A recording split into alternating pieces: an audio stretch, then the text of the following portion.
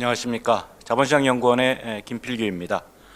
오늘 세 번째 섹션에서는 자산유동화 시장 신용위험 요인과 통제 방안에 대해서 발표하도록 하겠습니다. 2021년 자산유동화 증권 시장은 코로나19 사태와 다양한 환경 변화로 인해서 시장 구조가 크게 변화할 것으로 예상이 되고 있습니다. 일단 자산유동화 증권을 둘러싼 환경 변화가 예상이 됩니다. 규제 환경 변화가 특히 그동안 여러 번에 걸쳐서 유동화법 개정이 추진되었음에도 불구하고 대폭적인 개정이 이루어지지 않았는 상황이었는데 작년 12월에 자산유동에 관한 법률 개정 그 시안이 지금 발표가 됐고 이에 따라서 다소 불확실성은 존재하고 있습니다만 자산유동화에 관한 법률이 개정될 가능성이 굉장히 높아지고 있는 상황입니다. 동법의 개정안에 들여다보면 자산 보유자의 후순위 보유 의무를 도입하는 내용이 포함되어 있습니다. 이에 따라서 자산 보유자가 위험 보유에 따르는 유동화 증권 발행의 인센티브가 다소 변화할 이러한 상황도 존재하고 있습니다. 또 앞서 우리 이 본부장이 발표하신 바와 같이 증권회사에 대한 PF 규제가 2019년 말에 도입이 됐고 2020년부터 지금 시행이 되고 있는 상황인데요. 이렇게 증권회사에 대한 유동화 신용보강에 대한 규제가 강화됨에 따라서 유동화 증권 발행의 세부 내역도 좀 변화할 것으로 예상이 되고 있습니다.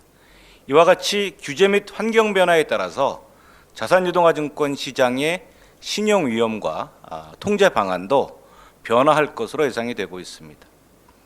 특히 이제 주목할 점 중에 하나는 우리나라의 자산유동화 증권 시장은 등록 유동화와 비등록 유동화로 구별해 볼 수 있는데 등록 유동화의 경우에는 정형화된 자산을 위주로 발행이 이루어지고 있고 비등록 유동화 시장의 경우에는 다양한 유형들의 자산과 다양한 구조가 도입되고 있는데 특히 2019년 이후 소위 AB 본드라고 일컬어지는 소위 채권 형태의 유동화 증권이 발행이 되고 있습니다. 근데 이러한 것들에 대한 정보가 시장에 거의 알려지지 않고 있는 이런 상황이었고요. 근데 최근에 도입된 비등록 유동화를 포함한 자산유동화 통합정보 시스템이 도입됨에 따라서 사실은 이런 전반적인 유동화 시장에 대한 정보 제공이 강화될 것으로 보입니다. 이와 같이 2021년에는 과거 어느 때보다도 와 좀 차별화되는 새로운 어떤 규제 환경과 시장 환경에 노출돼 있다라고 볼 수 있고요. 이에 따라서 오늘 발표에서는 자산유동화 증권의 기초자산 및 유동화 구조에 따르는 어떤 신용위험의 변화 추이와 그다음에 규제 변화에 대한 세부적인 내용들 그리고 특히 이제 2021년 1월부터 도입된 자산유동화 증권 통합정보 시스템에 대한 내용들을 말씀드리면서 국내 유동화 시장이 앞으로 어떤 방향으로 흐를 것인지에 대한 발표를 하도록 하겠습니다. 일단 우선 규제 환경 변화에 대한 말씀을 드리도록 하겠습니다. 작년 5월에 자산유동화 제도의 종합 개선 방안이 금융위가 발표를 했죠. 그래서 그 안에는 유동화법을 개정하겠다라는 내용과 그다음에 위험보유 규제를 도입하겠다. 그리고 자산유동화 통합정보 체계를 도입하겠다 하는 것들이 주된 내용으로 되어 있었습니다. 이에 따라서 각각의 아젠다별로 금융위가 제도 개선을 추진해서 자산유동에 관한 법률 개정은 2020년 12월 10일에 입법 예고가 되어 있는 상황입니다. 몇 가지 이견들이 다소 존재하는 부분이 있습니다만 그럼에도 불구하고 전반적으로 유동화법은 아마 이번에는 개정이 될 것으로 예상이 되고 있고요. 그 어느 때보다도 대폭적인 내용의 개선 내용을 담고 있습니다. 이러한 유동화법이 개정된 주된 이유는 자산유동화법이 1998년 9월에 도입됐는데 그 이후에 전면적인 개정이 거의 이루어지지 않고 있는 상황들이었죠. 시장은 굉장히 급격하게 변화하고 있는데 법에서는 그런 내용들을 충분히 담고 있지 못함에 따라서 자산유동화증권에 관한 유동화에 관한 법을 개정함으로 해서 이러한 시장 제도의 변화를 반영하겠다 하는 것들이 정부의 설명입니다. 특히 동법에서는 투명성, 건전성 제고를 위해서 위험부유 규제를 도입하겠다 하는 내용이 포함되어 있고, 그 다음에 유동화증권 등록 유동화증권 시장을 활성화하는 목적으로 다양한 주체가 유동화 구조를 활용하고 자금을 조달할 수 있도록 유동화 제도의 접근성과 효율성을 제고하겠다 하는 것들이 주된 방향으로 여겨집니다. 세부적인 내용을 잠깐 살펴보면 일단 법 제2조 2항에 들어있는 자산 보유자의 범위를 확대할 것을 포함하고 있습니다. 일단 국가나 지방자치단체를 자산 보유자의 범위 안에 포함시키고 있고, 예전에는 사실은 지방자치단체나 국가가 자산 보유자 범위 안에 포함시켜 있지 않았기 때문에 뭐 예를 들면 세수 유동화라든지 하는 부분들이 거의 이루어지지 않고 있었는데, 이렇게 자산 보유자 범위를 국가 지방자치단체로 포함시킴에 따라서 다양한 국가의 캐시플로우가 나오는 이런 개발 사업 같은 것들의 유동화도 이루어질 것으로 예상이 되고 있고, 또 하나 일반 기업의 경우에는 신용도를 제한하는 이러한 내용들이 포함이 돼 있었습니다. 기존에는. 근데 이것들을 폐지함으로 해서 보다 많은 기업들이 유동화를 통한 자금 조달의 기회를 넓힐 것으로 이렇게 예상이 되고 있습니다. 두 번째는 유동화 자산의 범위를 보다 명료화하는 내용이 포함되어 있습니다. 그래서 기존의 자산에 대한 개념에서는 법에서는 그 증권, 그 다음에 부동산, 기타 재산권 이런 식으로 개념화했고, 따라서 미래의 현금 흐름이라든지 지적재산권이 과연 유동화의 대상 자산이냐 하는 부분에 대해서 다소의 쟁점들이 존재를 했었습니다. 근데 이번에 개정안에 보면 종래 유동화 대상 범위에 포함되어 있는지 여부가 불분명했던 장래채권이라든지 또는 지적재산권과 같은 것들도 유동화의 대상이 될 수 있음을 명시함으로 해서 법적인 불확실성을 좀 해소하고 대상 자산을 확대하는 이런 효과를 거둘 수 있다고 보여집니다. 이것 이외에도 다양한 유동화 구조를 허용해서 예를 들면 멀티셀러, 즉 다수의 자산 보유자가 공동으로 유동화하는 것들을 허용한다든지 하는 부분들의 내용들도 포함이 되어 있습니다. 이와 같은 제도가 도입되는 경우에는 다수의 자산 보유자가 매출 채권 등을 프로그램 단위에서 유동화하는 이런 구조도 도입될 가능성이 있다라고 볼 수 있죠. 그 다음에 이제 자산유동화 계획 등록 절차의 간소화의 경우에는 특히 이제 투자자 보호에 영향이 없거나 법률상 실익이 없는 경우에 제도 참가자가 임의 등록할 수 있는 근거를 마련한 내용도 포함이 되어 있습니다. 다만 유동화 계획 등록이라든지 또는 자산의 양도 등록이라든지 하는 것들은 반드시 강행 규정으로 절차를 포함하되 그 이후에 벌어지고 있는 투자자 보호에 커다란 실익이 없는 내용들만 임의 규정화 시키는 내용으로 포함되어 있습니다. 그 다음에 양도관리 관련 절차를 합리화해서 질권저당부 채권의 반환 또는 해당 채권을 대상으로 한 담보신탁 등의 경우에도 자산유동화증권 법상 등록만으로 별도 등기 없이 효력을 발생하도록 하고, 채무자 지급 능력 관련 정보를 투자자 등에게 제공하는 경우 실명제법과 더불어서 신용정보 이용 및 보호에 관한 법률 관련 조항의 적용도 배제하는 내용을 해서 보다 절차를 간소화하는 내용도 포함이 되어 있습니다. 사실은 이번 법 개정에서 무엇보다도 대폭적인 개선이라고 보여지는 내용들이 이번에 제가 보여드린 슬라이드 2개에 포함이 되어 있는데요. 첫 번째는 유동화 전문 회사의 법인격을 확대하는 겁니다. 그래서 기존에는 유한회사만이 자산유동화법에 근거한 유동화증권을 발행할 수 있었는데 이 법인격을 주식회사로까지 확대를 하는 내용을 포함하고 있습니다. 그래서 이번 개정안에 상당한 노력을 기울여서 17조, 18조, 19조, 23조 등 다양한 조문을 바꾼 이유가 사실은 주식회사 형태의 법인격으로 유동화회사를 허용하는 내용이 포함되어 있기 때문입니다. 이 부분은 어떤 효과가 있느냐 하면 예를 들면 AB 숏텀 본드 같은 경우에는 지금 주식회사 형태로만 숏텀 본드 발행이 허용이 되고 있습니다. 따라서 ABS를 발행하고 숏텀 본드로 바꾸는 이런 그 단기사채 구조를 도입하는 부분은 기존의 유동화법에서는 허용이 안 되는 문제들이 존재를 했었습니다. 그래서 이번에 이 법을 개정함으로 해서 유동화증권 발행과 그 이후에 전자단기사채 방식을 혼용하는 이런 유동화 구조가 허용이 될 것으로 예상이 되고 있고요.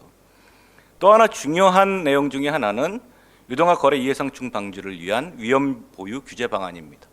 이미 뒤에서 다시 한번 자세하게 말씀드리겠습니다만 미국과 유럽, 일본 등이 위험 보유 규제를 도입하고 있고 이에 따라서 유동화 시장에 적지 않은 영향을 미친 것이 현실입니다. 그래서 이제 글로벌 규제 변화의 이런 추세에 맞추어서 국내의 경우에도 유동화 거래 이해상충 방지를 위한 위험 보유 규제를 도입할 예정입니다. 그래서 법 33조 2항을 추가로 도입해서 위험 보유 규제에 관련되는 기본적인 내용들을 포함시키는 것으로 이번 유동화법의 주된 내용, 개정 내용이 포함되어 있다라고 볼 수 있습니다.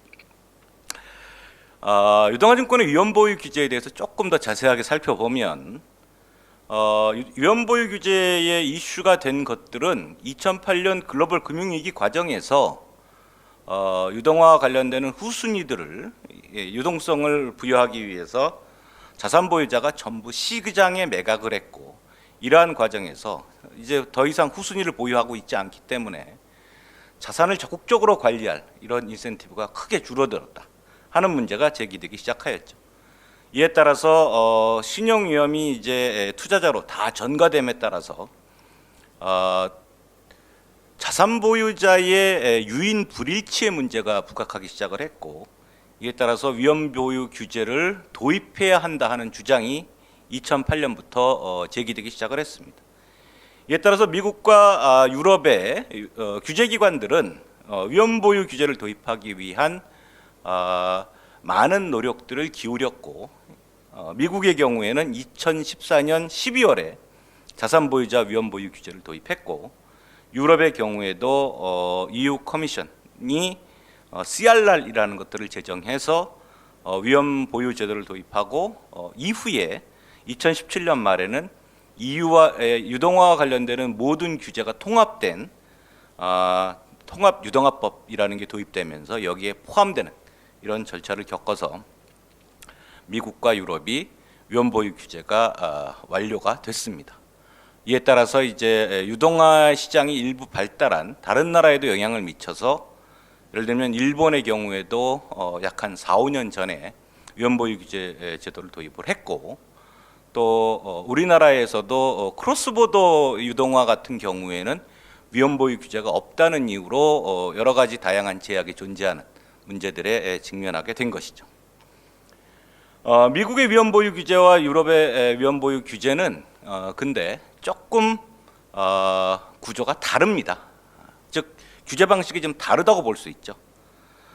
미국의 위험 보유 규제는 자산 보유자가 적어도 5%의 위험을 후순위 방식으로 보유하는 것들을 요구하고 있고 이런 내용들을 공시하도록 하는 직접적인 규제 방식을 채택하고 있습니다.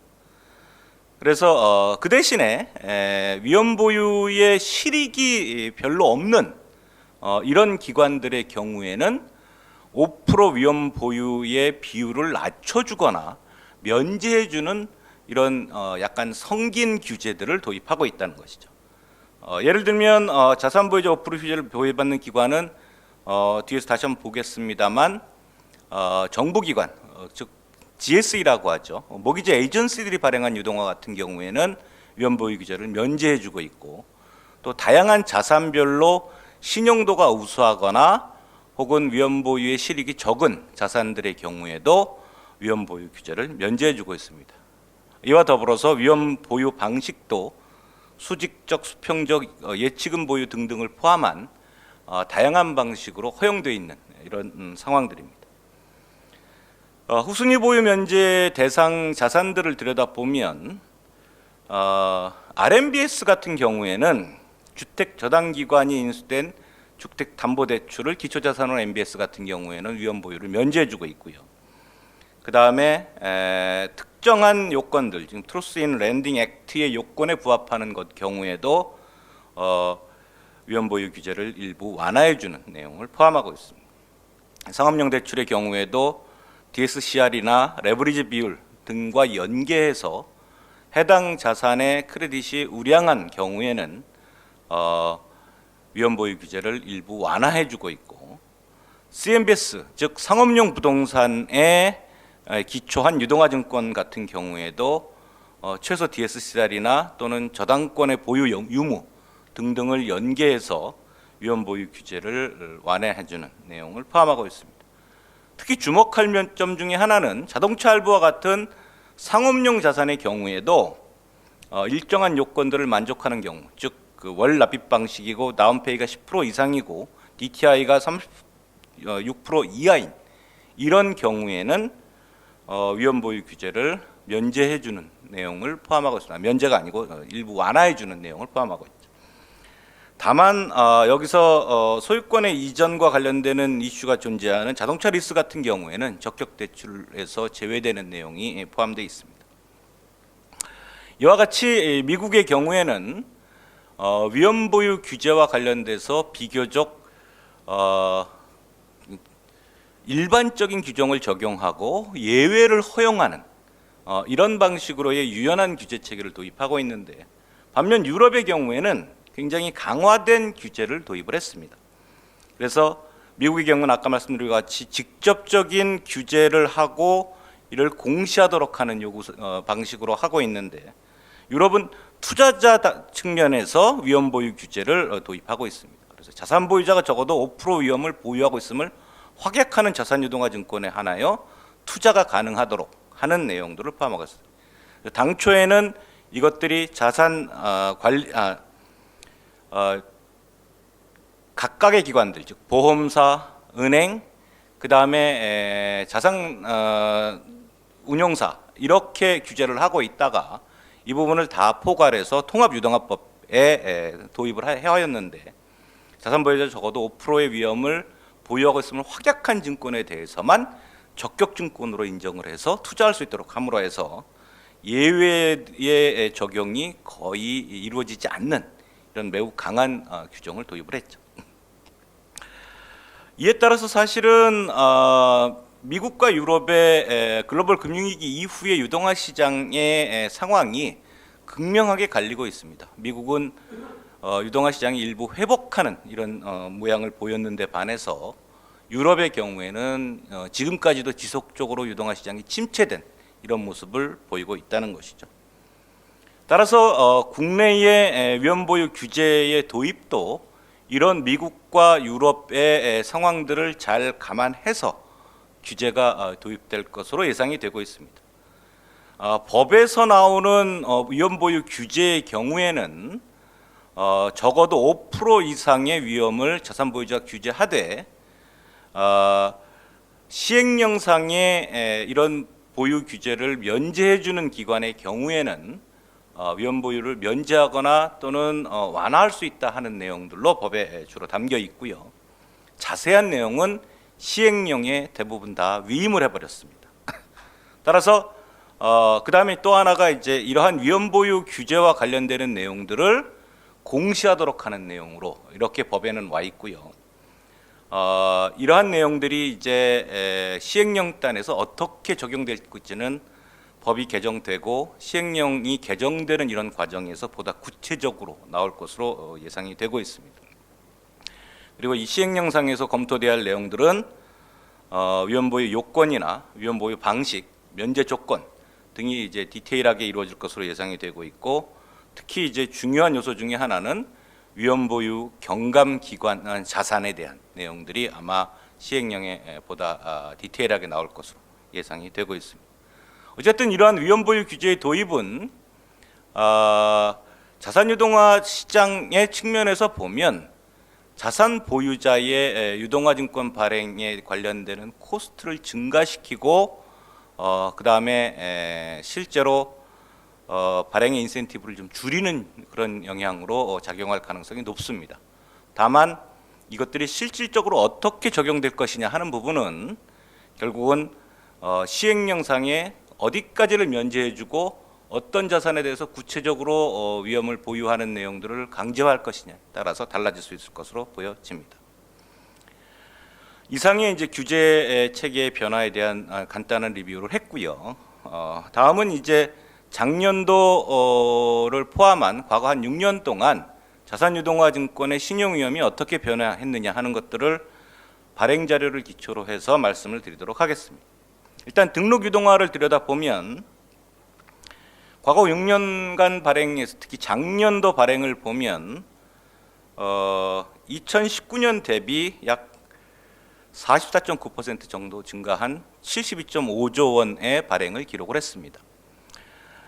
이렇게 이제 발행이 크게 증가한 주된 이유는 사실은 MBS 발행이 크게 증가하였기 때문에 그렇습니다. 그리고 이 MBS 중에 특히 안심 전환 대출이라고 이야기하는 즉 은행 금융기관이 실행한 변동금리 대출을 고정금리로 전환시켜주는 이러한 안심 전환 대출의 도입에 따라서 이게 이제 2015년에도 이게 도입이 됐고 이때 MBS 발행이 크게 증가함에 따라서 역대 최대 발행치를 기록을 했고 2020년 역시 2019년 말에 도입된 안심 전환 대출의 효과로 인해서 발행 규모가 크게 늘어난 모습을 보이고 있습니다.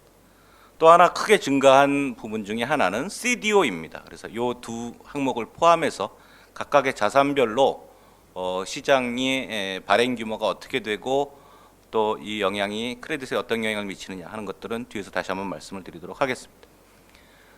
또 하나 2020년 중에 중요한 특성 중에 하나는 그동안 거의 발행이 이루어지고 이지 않았던 소비자 금융 부분의 외화표시 유동화 증권 발행이 크게 증가했다는 부분입니다. 그래서 신용카드 원화표시 유동화 증권 발행이 3천억 원에 불과한 반면 외화표시 유동화 증권의 발행은 미 달러화 기준 30억 달러, 싱가폴 7.9억 싱가폴 달러 이렇게 해서 굉장히 대규모 발행이 이루어졌고 특히 이제 싱가폴 달러 형태의 유동화 증권은 작년에 처음 도입이 됐다고 볼 수 있습니다.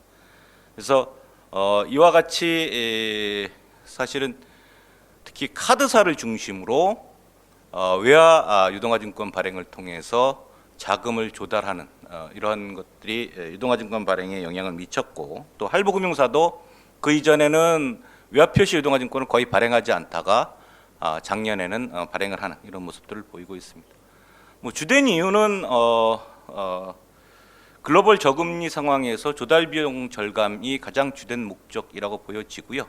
또 하나는 그동안에는 특히 할부금융이나 여전금융기관들의 외화표시 채권 발행을 규제를 한 부분들에 다소 완화한 효과들도 작용했다고 볼 수 있습니다. 자산별로 몇몇 자산들의 유동화 증권 신용 위험을 들여다보겠습니다. MBS 발행은 아까도 말씀드린 바와 같이 안심전환 대출 MBS 발행 확대에 힘입어서 전년 대비 대폭 증가한 71.4% 증가한 46.6조 원의 발행을 기록을 했습니다. 이와 같은 부분은 사실은 이제 변동금리를 고정금리로 하고 이렇게 해서 가계부채를 안정화시킬 목적으로 도입된 어떤 정책적 목적이 가장 크고요.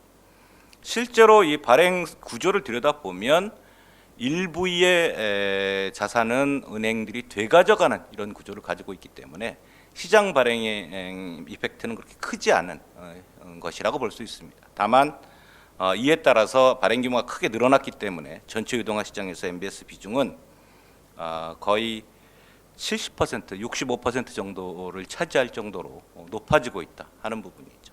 그래서 전체적으로 우리나라 유동화 시장의 전체 볼륨을 크게 이끄는 부분들은 MBS 시장이라고 볼 수 있는데 이 구조를 들여다보면 대부분이 주택금융공사 MBS이고요.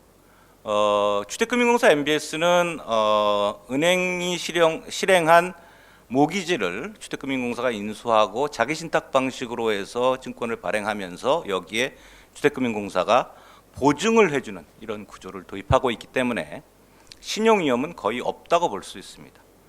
다만 중도 상환, 즉 금리 변동에 따라서 중도 상환의 리스크들은 투자자들에게 전가를 하고 있는데, 특히 이제 주택금융공사 MBS는 크게 나눠보면 일정한 원리금을 지불해주는 CMO 방식과 그다음에 들어오는 캐시플로우를 그대로 주는 패스로 방식으로 구분해 볼 수 있는데, CMO 방식 같은 경우에는 단기 증권의 경우에는 콜옵션을 집어넣어서 조기 상환을 통제하는 이런 구조를 되게 도입하고 있습니다. 다만 이런 콜옵션들이 일정 기간 동안 실행할 수 있는 기간이 정해져 있기 때문에 금리 상황의 변동과 조기 상환에 따라서 여유자금의 부담을 계속 운영해야 되는 주택금융공사의 부담이 존재를 하고, 이에 따라서 2016년부터 소위 캐시플로가 들어오면 그대로 투자자들에게 전가하는 패스루 형태의 증권이 도입이 됐습니다. 이러한 패스루 증권이 중도상환 위험들을 이제 투자자들에게 전가해버리는 이런 증권으로 도입됐고, 이 발행 규모도 지속적으로 증가하는 모습을 보이고 있습니다. 하단의 오른쪽 그림을 보면 이게 이제 실제로 캐시플로우 대비 예상 현금 흐름 대비 이제 실제 캐시플로우의 갭이고, 요 갭 부분만큼이 주택금융공사가 부담해야 하는 여유자금 운용 부분인데, 이와 같이 2012년 10월에 발행된 2012-29의 예상 현금 흐름과 실제 캐시플로우를 들여다보면 금리가 상향하거나 하향하는 이런 상황에 따라서 여유자금의 부담 운용이 굉장히 커지는 이런 모습을 볼 수 있습니다. 이에 따라서 주택금융공사는 패스루 MBS를 계속 발행을 확대할 가능성이 굉장히 높아지고 있습니다. 투자자의 측면에서 보면 패스루의 경우는 중도상환의 위험들을 고스란히 투자자들에게 전가하는 증권이기 때문에 결국은 이 중도상환의 리스크를 어떻게 통제할 것이냐 하는 것들이 앞으로의 투자의 중요한 요소로 작용할 가능성이 높다라고 볼 수가 있습니다. 또 하나 주된 2020년의 유동화증권의 큰 흐름 중에 하나는 CDO 발행이 급격히 증가했다는 것입니다. 여러분 잘 아시다시피 코로나19 사태로 인해서 전반적인 신용경색이 2019년 상반기 중에 발생을 했고요. 이에 따라서 특히 상대적으로 신용도가 낮은 기업들의 자금 조달을 지원하기 위해서 정부가 여태까지 자금 경색이 있으면 항상 써오는 CDO 발행을 증가하겠다, 프라이머리 CBO를 증가하겠다 하는 이런 정책을 발표를 했습니다. 그리고 신보를 통해서 CDO 발행을 대폭 증가함에 따라서 2020년 CDO 발행은 6.9조 원 정도 발행이 됐습니다. 또 과거에 CDO 발행을 했다가 중단한 중소벤처진흥공단이 2019년부터 프라이머리 CBO 발행 업무를 재개했고, 이에 따라서 프라이머리 CBO가 신보, 기보, 중진공 이렇게 이루어짐에 따라서 발행 규모도 더욱더 늘어나는 모습을 보이고 있습니다. CDO는 기본적으로 언더라인 어셋 자체가 상대적으로 신용도가 낮은 채권으로 구성되어 있기 때문에 신용 위험이 다소 존재하는 증권 중에 하나입니다. 그러나 여기 아까 보시는 바와 같이 신보, 기보 혹은 중진공이 그러한 신용 위험을 다 흡수를 해주는 구조이기 때문에 실질적으로 최후순위인 3% 정도의 후순위를 제외하고 나머지는 신용 위험이 거의 없는 이런 특성을 가지고 있고요. 다만 이 모든 위험을 흡수하는 보증기관들의 위험들이 증대할 가능성은 존재한다고 보여줄 수 있습니다. 매출채권도 작년에 소폭 증가한 모습을 보이고 있죠. 특히 이제 국내의 매출채권 유동화의 대부분은 통신요금 유동화입니다. 그래서 대부분이 통신요금인데 또 일부의 항공요금 유동화들도 이루어졌죠. 그래서 대한항공 항공운임을 기초로 한 4건의 1조 한 3,100억 정도가 이루어졌고, 이 부분은 대부분 국책금융기관들이 인수를 해갔습니다. 따라서 시장에서의 그 항공요금 유동화에 관련되는 위험의 뭐 확대라든지 하는 부분은 크지 않다고 보여지고요. 그럼에도 불구하고 항공운임 유동화 자체는 코로나19 사태로 인해서 항공력의 급감과 항공사 구조조정의 변동 요인이 존재하는 것은 현실입니다. 이것 이외에 이제 비등록 유동화인 단기 유동화 증권 시장을 들여다보면 작년에는 특히 단기 유동화 증권이라고 제가 지칭하는 이유는 ABCP와 AB 쇼텀 본드를 합친 이런 규모로 통계를 냈기 때문에 그렇고요. 이런 단기 유동화 증권의 경우는 PF 단기 유동화 증권은 전년 대비 다소 증가한 반면에 예금을 기초로 하는 단기 유동화 증권은 감소하는 이런 특성을 보여왔습니다. 시정 등급은 대부분 A1 등급으로 발행이 됐는데 일부 PF의 경우에는 신용 보강을 해준 시공사의 등급으로 발행된 경우들도 일부 있긴 하고요. 다만 이제 규제 변화의 하나의 영향 중에 하나는 증권사가 PF 유동화에 대한 신용 보강 규제가 2020년 중 도입됐고 자기 자본 100% 이내에서 아마 신용 보강이 이루어지는 것으로 이렇게 제한을 가함에 따라서 앞으로 PF 유동화의 경우 유동화 발행의 규모가 좀 특히 ABCP 형태의 구조는 좀 감소할 것으로 예상이 되고 있습니다. 이러한 영향으로 2020년 잔액 자체는 왜냐하면 이제 ABCP 같은 경우에는 단기로 발행되고 있기 때문에 발행 규모도 굉장히 중요한 의미를 갖지만 실제로 잔액 규모가 어느 정도이냐가 훨씬 더 중요한 의미를 갖고 있습니다. 그래서 이 잔액을 들여다보면 약 전년 대비 2020년도에는 다소 감소한 모습을 보이고 있고요. 이거는 뭐 주요한 이유가 아까도 얘기한 것처럼 예금 유동화 때문에 그렇고 앞으로도 아마 PF 유동화가 좀 감소할 것으로 예상이 됨에 따라서 이러한 감소폭들은 어느 정도 유지될 것으로 예상이 되고 있습니다. 마지막으로 이제 자산유동화 증권의 통합정보 시스템에 대한 내용을 간략하게 말씀드리고 제 발표를 마치도록 하겠습니다. 2021년 1월에 자산유동화 통합정보 체계가 이제 도입이 됐고요. 이 안에 들여다보면 등록 유동화뿐만 아니라 비등록 유동화의 경우에도 세세한 유동화와 관련되는 내용들을 포괄해서 알리도록 돼 있고 이미 가동되어 있는 내용들을 한번 들여다보면 ABCP와 AB 사채 등이 포함된 내용들로 공시가 되다 보니까 굉장히 다이내믹하고 다양한 자산들의 지금 공시가 이루어지고 있습니다.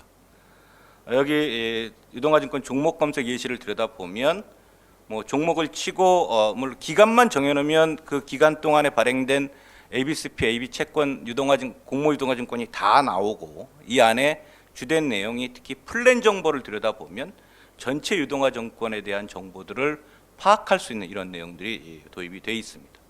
그리고 특히 주목할 부분 중에 하나는 세부 플랜별로 신용보강 내용들을 세부적으로 공시하고 있다는 겁니다. 여기 보시는 바와 같이 플랜별로 신용공유가 얼마나 들어와 있고 또 이런 자체 신용보강이 어떻게 이루어지고 있고 유동성 보강이 어떻게 이루어지는가 하는 것들이죠.